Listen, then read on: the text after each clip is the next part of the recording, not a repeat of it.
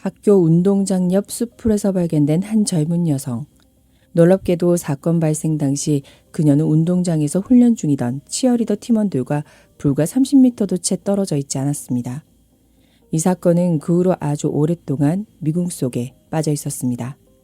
미지의 미스터리 수첩 지금 시작합니다. 1991년 12월 14일 토요일 오전, 워싱턴주 중부에 위치한 페더럴웨이 경찰서에 한 통의 신고 전화가 걸려옵니다. 신고자는 페더럴웨이 고등학교 운동장 옆 숲풀에서 누군가 쓰러져 있는 것을 발견했다고 다급히 알렸습니다. 신고를 접수한 스콧 경관과 동료들은 신속히 현장으로 출동했습니다. 피해자가 발견된 곳은 운동장을 나누는 띠 모양의 숲풀지대였습니다. 주변 식물의 높이가 1m 정도 자라 있어 평소 사람들의 출입이 거의 없는 곳임을 알 수 있었습니다. 피해자는 젊은 여성이었습니다. 머리에는 헤어롤이 감겨 있었고 몸에는 아무런 옷도 걸치지 않은 상태였습니다.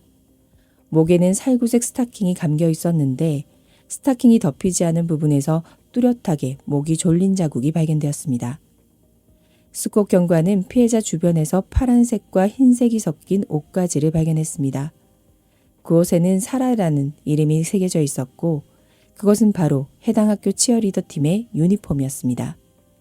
뒤이어 도착한 법의학 전문가들은 피해자가 생전에 끔찍한 피해를 당했다는 사실을 확인했습니다. 또한 피해자의 체내와 옷가지에서 용의자의 체액도 채취할 수 있었습니다. 피해자의 사망 시간은 2시간 이내였고 사인은 경부 압박에 의한 호흡 곤란이었습니다. 현장 감식이 진행되는 동안 스콧 경관은 신고자를 상대로 조사를 벌였습니다. 신고자는 13살의 소년 드류 밀러였습니다. 밀러는 그날 아침 친구와 함께 스케이트보드를 타러 가는 길이었다고 스콧 경관에게 말했습니다. 두 사람은 스케이트보드장으로 빨리 가기 위해 운동장 옆 숲풀을 가로지르는 지름길을 택했습니다.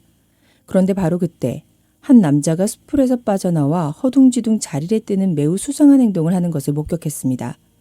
당시 두 소녀는 크게 대수롭지 않게 여겼지만 숲풀을 지나가던 중 너무도 끔찍한 장면을 목격하게 된 것입니다. 그리고 곧바로 경찰에 신고를 했습니다. 정황상 그 남성이 피해자의 비극적인 죽음과 관련이 있을 가능성이 매우 높았습니다. 그래서 스콧 경관은 밀러와 그의 친구에게 그 남자의 인상착의를 떠올려 달라고 부탁했습니다. 밀러의 기억에 따르면 그 남자는 키가 크고 길쭉한 황갈색 머리를 하고 있었으며 나이는 25살가량으로 보였습니다. 경찰은 밀러의 진술을 바탕으로 용의자의 몽타주를 작성했습니다. 사건 당일은 토요일이었기 때문에 학교에 학생이 많지 않았습니다. 스콧 경관은 학생들을 탐문한 끝에 신속하게 피해자의 신원을 확인할 수 있었습니다. 그녀는 16세의 고등학교 2학년 학생 사라 야버러였습니다. 스콧 경관은 즉시 피해자의 가족에게 연락을 취하는 한편 운동장에 있던 치어리더 팀원들을 상대로 조사를 이어갔습니다. 치어리더 팀원들은 토요일 오전이 정규 훈련 시간이라고 말했습니다. 보통 8시 반경에 모여 훈련을 시작하는데 사라는 제 시간에 나타나지 않았습니다. 하지만 팀원들은 주차장에서 사라의 차가 주차되어 있는 것을 발견했다고 덧붙였습니다. 스콧 경관은 주차장으로 이동해 사라의 차를 확인했습니다.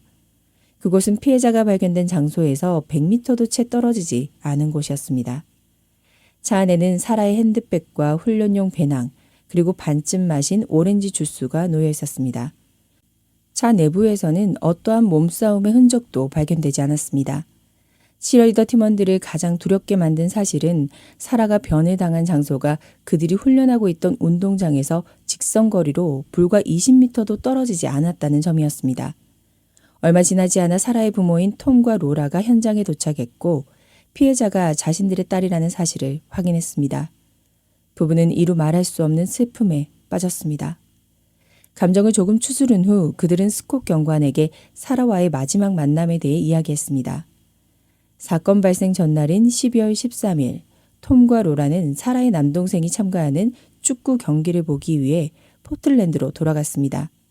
원래는 사라를 데리고 함께 포틀랜드로 가려고 했지만 사라는 다음날 훈련이 있었고 이미 친한 친구 한 명을 초대해 주말을 함께 보내기로 한 상태였습니다. 그래서 톰과 로라는 딸을 크게 걱정하지 않고 남겨두었습니다. 그들은 그것이 딸과의 마지막 인사가 될 줄은 꿈에도 몰랐습니다. 사라 야버로는 1975년 6월 12일 오리건주 멀티노마 카운티의 포틀랜드에서 세 아이 중 첫째로 태어났습니다. 밑으로는 2명의 남동생이 있었습니다. 아버지인 톰은 지역 박물관의 관장이었고 어머니 로라는 전업주부였습니다. 중학교로 진학할 무렵 사라의 성적은 매우 우수했고 고등학교에 진학하면서 사라는 페더럴웨이 고등학교를 선택했습니다. 딸을 곁에서 보살피기 위해 부모님인 로라와 톰은 사라와 함께 포틀랜드에서 페더럴웨이로 이사를 왔습니다. 두 남동생은 포틀랜드에 남아 조부모님의 보살핌을 받기로 했습니다. 고등학교에 입학한 후 사라는 많은 새 친구들을 사귀었습니다. 그 중에서도 리버티, 크리스티, 에이미, 메리 이 네 사람은 사라와 가장 친밀한 친구들이었습니다. 친구들 모두 사라는 착하고 똑똑하고 재미있는 열정 넘치는 소녀라고 생각했습니다. 사라는 새로운 것을 시도하기를 좋아했고 항상 주변 사람들에게 즐거움을 주는 아이였습니다. 에이미는 바로 사건 발생 전날 밤 사라의 집에 와서 자고 간 그 친구였습니다. 에이미는 경찰에게 이렇게 진술했습니다. 금요일 밤 사라의 부모님이 떠나신 후 두 사람은 집에서 농구 경기를 시청했습니다. 그리고 늦은 시간까지 수다를 떨다가 잠자리에 들었습니다. 에이미는 만약 자신이 다음날 아침 사라와 함께 학교에 갔더라면 이런 끔찍한 사건이 일어나지 않았을지도 모른다고 자책하며 깊은 죄책감에 시달리고 있었습니다. 사건 이튿날 경찰은 용의자의 몽타주를 언론을 통해 대중에게 공개하며 사건에 대해 아는 사람들의 제보를 기다렸습니다. 이 사건은 단숨에 대중의 큰 관심을 끌었습니다. 한편 법의학팀은 피해자의 체내와 옷에 묻은 체액에서 동일한 신원 미상 남성의 DNA를 추출하는 데 성공했습니다. 이는 극도로 중요한 증거였습니다. 사라의 가족과 친구들은 경찰이 결정적인 증거를 확보했고 목격자까지 있으니 곧바로 범인을 잡을 수 있을 것이라 믿었습니다. 하지만 현실은 그들의 바람대로 흘러가지 않았습니다. 당시의 DNA 기술은 아직 초기 단계였고 범죄자 유전자 데이터베이스 구축도 막 걸음마를 뗀 수준이었습니다.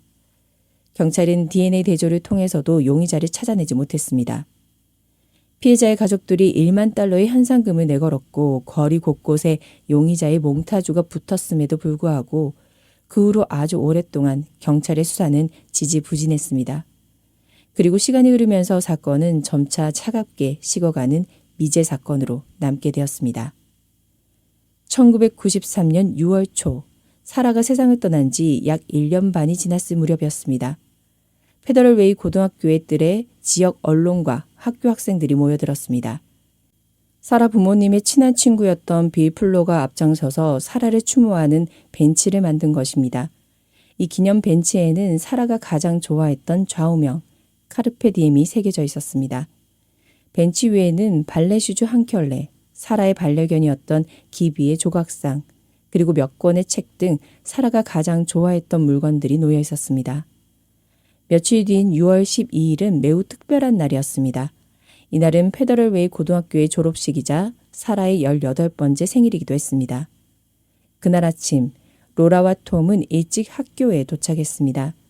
비록 딸의 졸업은 볼 수 없었지만 사라의 친구들이 졸업하는 모습을 보는 것만으로도 부부에게는 작은 위안이 되었습니다. 이제 리버티, 크리스티, 에이미, 메리는 대학에 진학해 페더럴웨이를 떠나 각자의 삶을 이어갈 터였습니다. 그 후 몇 년 동안 비록 수사는 정체되어 있었지만 이따금씩 산발적인 단서들이 발견되곤 했습니다. 미제 사건을 재검토할 때마다 이 사건은 늘 핵심적으로 다뤄졌습니다. 담당 보안관이었던 존은 이 사건을 가리켜 후임 보안관들의 손으로 계속해서 바통이 넘어가는 끝없는 릴레이 경주라고 묘사했습니다. 존은 이 사건의 바통을 이어받은 5번째 보안관이었습니다. 2000년대 초 존 보안관은 이 사건을 다시 면밀히 재검토했습니다. 지난 세월 동안 사건의 증거물들은 완벽하게 보존되어 있었고 접수된 제보만 해도 3천여 건에 달했습니다. 무엇보다 중요한 것은 DNA 기술의 발전이 수사관들에게 새로운 희망을 보여주고 있다는 사실이었습니다. 1998년에 설립된 연방 DNA 데이터베이스 시스템에는 이미 400만 건 이상의 범죄자 생체 샘플이 등록되어 있었습니다. 그래서 존은 범죄 현장에서 발견된 DNA를 이 데이터베이스에 등록해 용의자와 일치하는 결과가 나오기를 기대했습니다. 하지만 결과는 실망스럽게도 불일치였습니다. 시간은 흘러 2008년 법의학 유전 계보학의 선구자인 콜린 피츠패트릭은 유전학에 관한 책을 한 권 집필했습니다. 이 책의 핵심 내용은 YSTR 유전자 분석이라는 기술을 소개하는 것이었습니다. 이 기술은 남성 혈통 간의 관계를 식별하는 데 특화되어 있어 특히 부계의 혈통을 확인하고 아주 가까운 남성 친척들을 구분해내는데 강력한 위력을 발휘했습니다. 유전 계보학의 기념비적인 발견이라 할 수 있었습니다. 하지만 책을 내주겠다는 출판사가 없었기 때문에 콜린은 사비로 웹사이트를 만들어 자신의 이론을 세상에 알렸습니다. 그녀의 학설은 점차 많은 사람들의 인정을 받기 시작했고 범죄 수사에도 적극적으로 활용되기 시작했습니다. 실제로 콜린은 30여 개국 국가와 지역에서 70건이 넘는 미제 사건을 해결하는 데 큰 도움을 주었습니다. 존 보안관은 이 기술이 사건을 풀 새로운 기회가 될 수 있다고 생각했습니다. 그는 콜린에게 연락해 사라의 사건을 조사해달라고 부탁했고 콜린은 흔쾌히 이를 수락했습니다.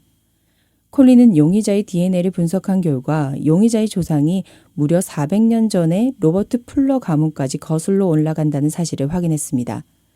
로버트 풀러는 400여 년 전 배를 타고 영국에서 미국으로 건너온 인물로 1630년 매사추세츠주 셀럼에 정착했던 사람이었습니다. 분석 결과를 받아든 존 보안관은 그저 놀라울 따름이었습니다. 수년 전의 생체 샘플 하나로 이렇게 세밀한 역사적 결과까지 추론해낼 수 있다니 이것은 의심할 여지 없는 중대한 돌파구였습니다. 하지만 여전히 큰 난관이 존재했습니다. 바로 지난 400년 동안 플러 가문의 후손이 무려 12만 명 이상으로 불어났을 것이라는 점이었습니다. 12만 명을 전부 조사한다는 것은 수사상 거의 불가능에 가까운 일이었습니다. 그런데 그때 존 보안관은 플러라는 성씨가 왠지 낯익다는 사실을 깨달았습니다. 그렇습니다. 로라와 톰 가족에게는 빌 플러라는 아주 친한 지인이 있었습니다. 바로 사라를 위해 추모 벤치를 직접 만들어 주었던 그 인물이었습니다. 하지만 사라의 가족들은 빌이 용의자의 모습과는 전혀 거리가 멀다고 생각했습니다. 빌은 머리 색깔이나 머리숱도 달랐고 키도 크지 않았으며 목격자가 설명한 나이와도 맞지 않았습니다. 사건 발생 당시 빌은 이미 48세였으니까요. 빌은 경찰의 수사에 적극적으로 협조하고 자신의 결백을 증명하기 위해 자발적으로 DNA 샘플을 제공했습니다. 대조 결과 빌의 DNA는 용의자의 DNA와 일치하지 않는 것으로 확인되었습니다. 하지만 콜린은 중요한 사실을 지적했습니다. 비록 빌 플러 본인이 범인은 아니지만 그의 YSTR 특성이 용의자의 YSTR 특성과 매우 유사하다는 것이었습니다. 빌이 실제로 범인의 부계 친척이라는 의미였습니다. 이는 콜린의 분석이 틀리지 않았음을 입증했습니다. 진범을 찾아낼 수 있는 아주 확실하고 실행 가능한 방법임이 증명된 것입니다. 하지만 그 전에 해야 할 일이 아직 많이 남아 있었습니다. 경찰은 당시 사건 현장 인근에 거주했던 주민들을 대상으로 DNA 샘플을 채취하기 시작했습니다. 물론 이는 철저히 자발적인 동의하에 진행되었습니다. 워낙 오랜 시간이 흘렀기 때문에 이미 다른 지역으로 이주한 사람들도 많아서 이 작업은 매우 어렵고 더디게 진행되었습니다. 2015년 범죄연구소는 상염색체 SMP 검사 기술을 통해 용의자가 백인이며 갈색 머리와 파란 눈을 가졌다는 사실을 추가로 밝혀냈습니다. 이로써 수사 범위는 한층 더 좁혀졌습니다. 2018년 콜린의 법의학 유전 계보학은 더욱 진전을 이루었습니다. 이 기술은 수사를 도우며 그 유명한 캘리포니아 연쇄 살인 사건을 해결하고 범인 조셉 드앤젤로를 성공적으로 체포하는 데 결정적인 역할을 했습니다. 이 결과로 콜린의 학설은 세상의 폭넓은 인정을 받게 되었습니다. 2019년 5월 존 보안관은 다시 콜린을 찾아가 200명이 넘는 생체 샘플의 대조 작업을 도와달라고 요청했습니다. 이는 페더럴웨이 경찰이 수년간 발로 뛰어 수집한 끈질긴 작업의 결과물이었습니다. 하지만 대조 결과 놀랍게도 모든 사람의 DNA가 용의자와 불일치했으며 심지어 용의자의 부계 친척과도 거리가 멀었습니다. 존 보안관의 단연간의 노력이 여전히 진전 없음이라는 허망한 한마디로 끝나버린 셈이었습니다. 이는 그 누구에게도 작지 않은 타격이었습니다. 바로 이때 콜린이 기발한 아이디어를 냈습니다. YSTR 검사 결과를 연방 DNA 데이터베이스 시스템에서 먼저 대조한 다음 사건 현장 인근에 거주했던 사람들의 범위와 교집합을 찾아보자는 것이었습니다. 이 방법은 곧바로 성과를 냈습니다. 에드워드 니콜라스라는 인물이 경찰의 레이더망에 포착된 것입니다. 에드워드는 1958년생으로 사건 당시 나이는 33세였습니다. 그가 등록한 거주지는 사건 현장에서 불과 3km도 떨어지지 않은 곳이었습니다. 게다가 그는 1998년에 가해 범죄로 8년형을 선고받은 전과가 있었습니다. 키 188cm의 갈색 머리, 파란 눈, 겉보기에는 모든 정황이 용의자와 완벽하게 맞아떨어지는 듯했습니다. 하지만 한 가지 모순이 있었습니다. 에드워드의 생체 샘플은 1998년에 데이터베이스에 등록되었는데 경찰은 2005년에 용의자의 DNA를 연방 시스템에 대조해 보았음에도 일치하는 결과를 찾지 못했었다는 점입니다. 즉 에드워드는 사라를 해친 진범이 아니었습니다. 게다가 그의 성씨는 플로가 아니라 니콜라스였습니다. 도대체 어디서부터 잘못된 것일까요? 존 보안관은 에드워드의 기록을 자세히 열람했고 거기서 아주 중요한 단서를 발견했습니다. 에드워드의 증조 할아버지의 원래 성씨가 실제로 플로였던 것입니다. 하지만 그가 니콜라스 가문의 양자로 입양되면서 성씨가 바뀌게 된 것이었죠.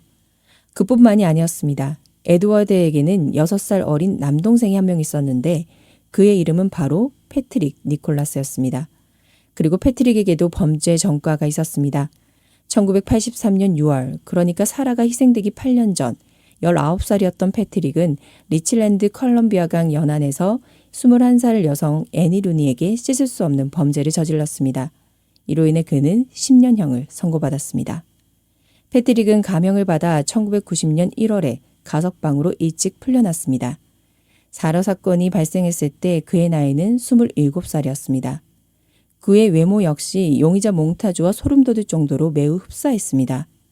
1983년 당시에는 형사사건 조사에 DNA 기술이 도입되지 않았었기 때문에 패트릭은 생체 샘플을 채취당한 적이 한 번도 없었습니다.